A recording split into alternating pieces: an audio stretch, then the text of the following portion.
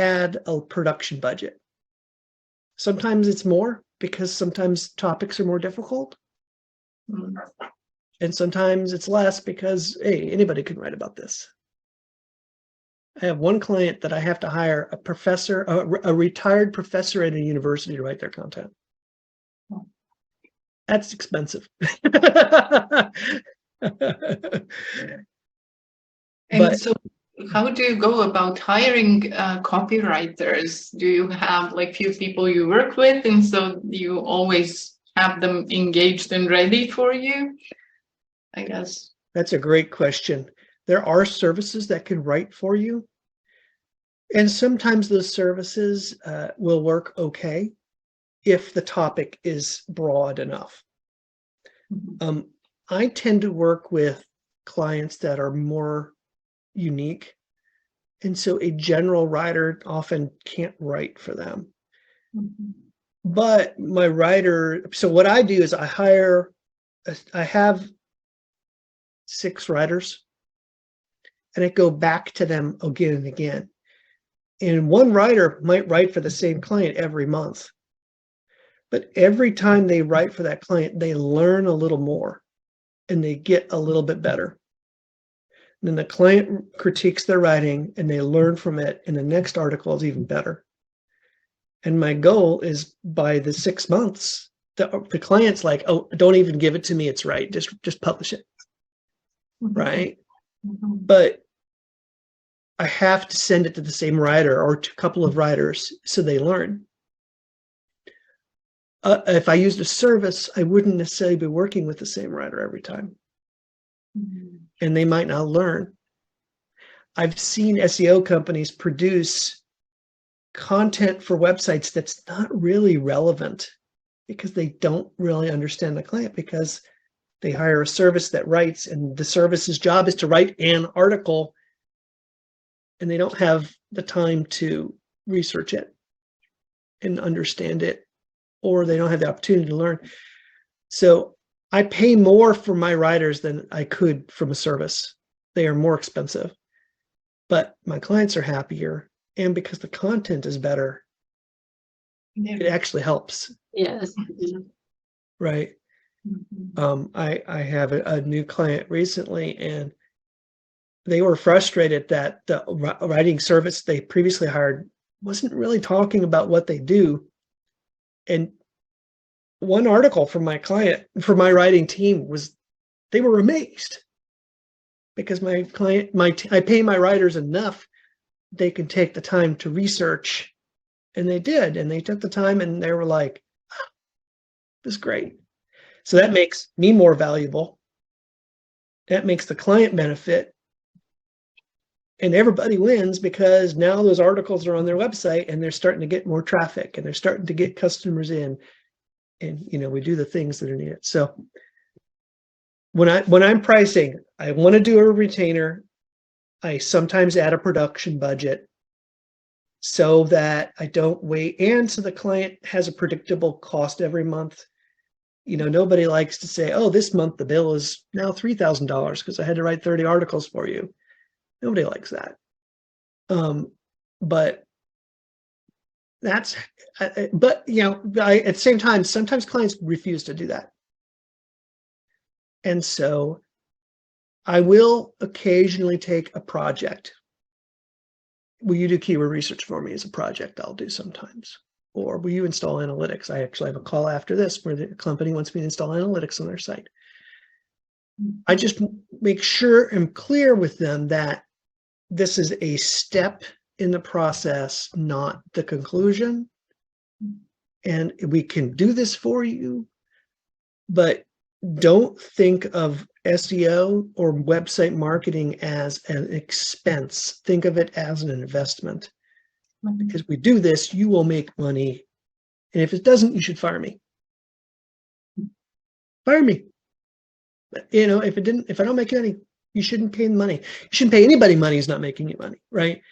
And that's okay. And then I have to perform. I have to do well. They want to keep paying me. And that's.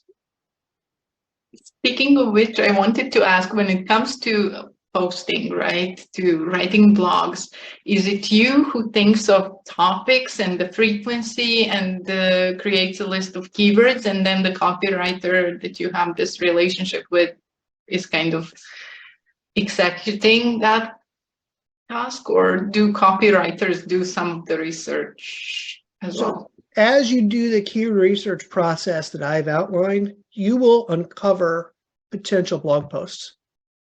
Mm-hmm. And I save those because these are usually questions about the topic. Mm-hmm. Those are very valuable. First of all, they're really good for on the landing page.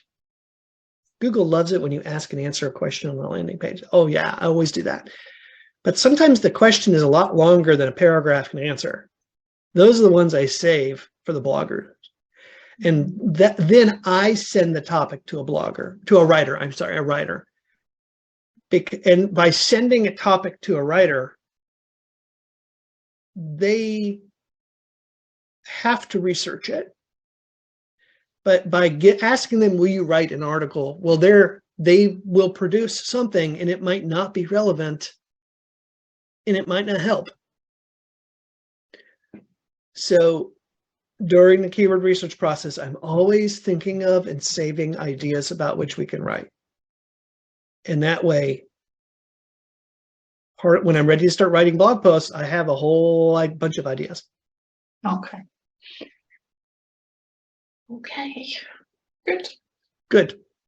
Good questions. Thank you for asking. Thank you for being here to answer those. It gives so much more confidence in the process. Good. Yeah.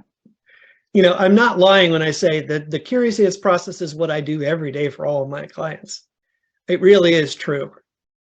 Because I've had clients I've worked with for 8 years, and I wonder, what on earth am I going to do today? Have I run out of ideas? And when I do that, I go back to the process and say, oh, I haven't looked at their local listing in 6 months. I should look at that today. Inevitably, there's an opportunity there. Or I haven't done keyword research for these clients for about a year. Maybe I should do keyword research again and see if I can learn anything new. And inevitably, I'll find new blog posts, a new business idea. You know, when my old boss used to tell this story all the time, and now I can tell it. We were working with a client for ages. What they did is they printed up sports jerseys for sports teams. So they had a page on their website for basketball jerseys, and they had a page on their websites for football jerseys, and they had a page on their website for lacrosse, and they had a page on their website for this. And they worked for so long with this client, they're like, we don't know what to do anymore. Like, all the sports are covered. And then one day someone did keyword research and said, well, what's the name of it? Oh, it's a sport. It's a new sport where oftentimes women will go on roller derby. Okay. Roller derby. It's a sport where women are on roller skates and they're zipping around and they asked the client, hey, can you do a roller derby jersey? Because people are looking for someone to print a roller derby jersey for their roller derby team. And the client said, not much different than a soccer jersey, so yeah. And so they created a page for roller derby jerseys, put the page on the website. They were the only company in the United States producing roller derby jerseys, and they made a lot of money because they did the keyword research years after the fact and found out people are looking for roller derby jerseys. Who knew? And it's great. Can you ever run out of ideas? I have like my longest term client has been with me for 8 years. Every month, we still find 4 new blog posts to write for them. I don't know how we do it. Right now, we're in the process of doing twice a week where we're going in and writing a new blog post plus rewriting an old blog post every week. Because some of the old blog posts are out of date. Over 8 years, they're obsolete. One was about how do you travel internationally with children? So post-pandemic, it's very different. So we had to change that, and now they have 2 new blog posts a week. So we're actually producing more content for them than ever. Okay. So yeah, I don't think there's ever an end to the amount of content you can produce. Sometimes it's hard. Sometimes everything has been written and it might be tough, but if you keep looking, you can find, and sometimes there's all kinds of strategies in finding topics. It's not just keyword research. Sometimes I'll call the sales team at my client and simply say, hey, what are the questions people ask you? Or sometimes I will just Google a keyword and see what other people are talking about and not repeat the same topics, but use that as a brainstorming idea to think of new ones that no one's thought of. But yeah, I've knock on wood, I've never hit a point where I don't know what to write about for a client. That is great. Well, maybe the day will come because boy, 8 years writing for the same client, that's tough. Well, and if you think of any business, right, you're doing it, and you're doing better and better and better, but you know how far one needs to be creative, I guess, all the time too. That's what I like about this.